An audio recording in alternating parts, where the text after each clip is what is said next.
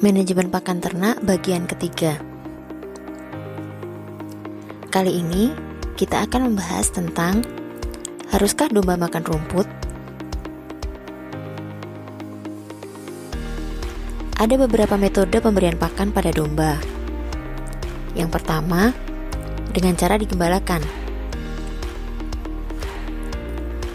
Pada metode ini, ternak mendapatkan semua pakan di padang pengembalaan. Maka, perlu diperhatikan hijauan pakan apa saja yang ditanam agar tercukupi kebutuhan hidup ternak. Di beberapa titik padang pengembalaan perlu disediakan air minum. Dan untuk mencukupi kebutuhan mineral, disediakan garam, kalsit, atau bisa juga mineral blok. Lahan pengembalaan perlu dihindarkan dari kerusakan, kekeringan, erosi, maupun overgrazing. Sehingga perlu dihitung agar jumlah ternak tidak melebihi kemampuan lahan. Kandang yang dibuat hanya sebagai tempat berteduh dari panas ataupun hujan.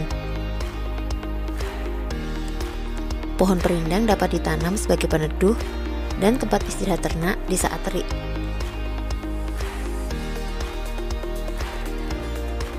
Kelebihan dari metode ini dapat meringankan biaya operasional karena dapat menekan biaya pakan dan tenaga kerja lebih sedikit dibutuhkan.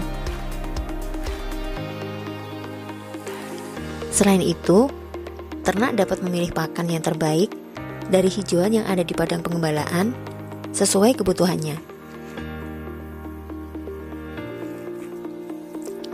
Sedangkan kekurangan dari metode ini, masa pengemukan menjadi lebih panjang karena ternak banyak bergerak, sehingga energi pakan untuk pengemukan kurang optimal. Di saat hujan, hijauan basah, ternak tidak dapat merumput. Sedangkan di musim kemarau, kualitas hijauan turun, sehingga pertumbuhan ternak tidak optimal. Metode kedua adalah pakan disediakan di dalam kandang. Pada metode ini, ternak sepanjang waktu ada di dalam kandang dengan pakan dan minum disediakan secara periodik.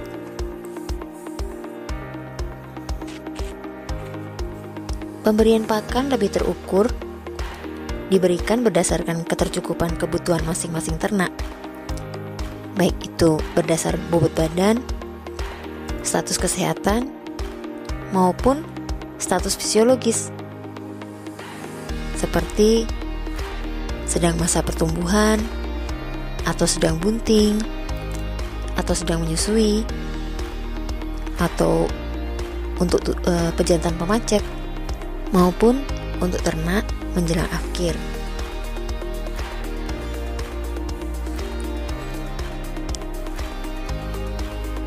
Kandang sebagai satu-satunya tempat hidup di sepanjang waktu harus kuat, juga tahan lama, selalu bersih, sirkulasi udara dan pencahayaan harus baik, dan pastinya harus bebas dari gangguan.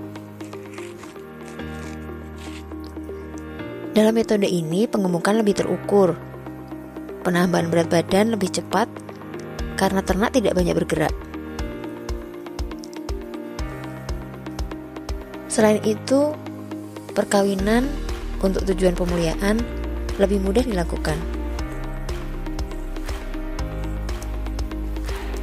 Akan tetapi, jika pemberian pakan tidak terkontrol, komposisi pakan kurang baik, akan mengganggu kondisi ternak.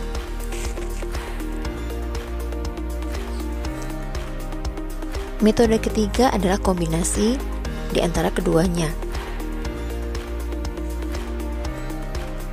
Pada metode ini, ternak akan digembalakan 6-8 jam sehari.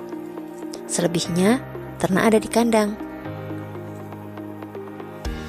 Biasanya metode ini dilakukan pada padang pengembalaan yang terbatas dengan hijauan hanya satu jenis. Kekurangan dari kebutuhan pakan akan diberikan di kandang.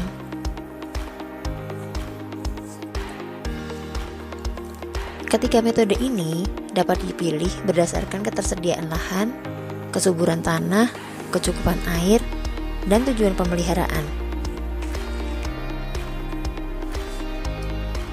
Pada lahan yang sempit dengan area hijauan terbatas, maka pemberian pakan komplit atau complete feed dapat menjadi pilihan.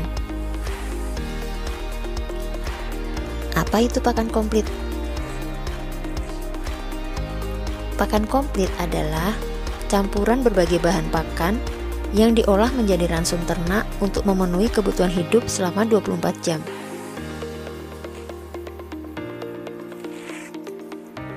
Ada 3 metode pembuatan pakan komplit. Pertama, fermentasi anaerob dengan dibuat silase hijauan segar, dicampur pakan penguat, vitamin, mineral, dan dekomposer. Kedua, fermentasi semi anaerob dengan cara mencampur bahan pakan berserat, pakan penguat, vitamin dan mineral dengan dekomposer, lalu ditutup selama 3-7 hari dalam kondisi anaerob. Setelah itu dibuka, diangin-anginkan, baru dikemas untuk disimpan.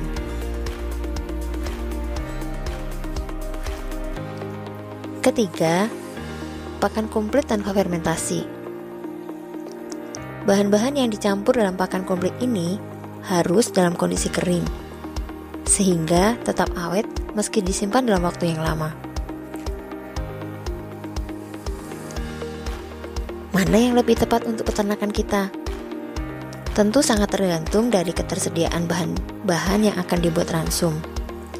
Juga tergantung dari harga, dan yang paling penting, tergantung dari palatabilitas, disukai atau tidaknya oleh ternak. Demikian tentang pakan hari ini. Selamat mencoba.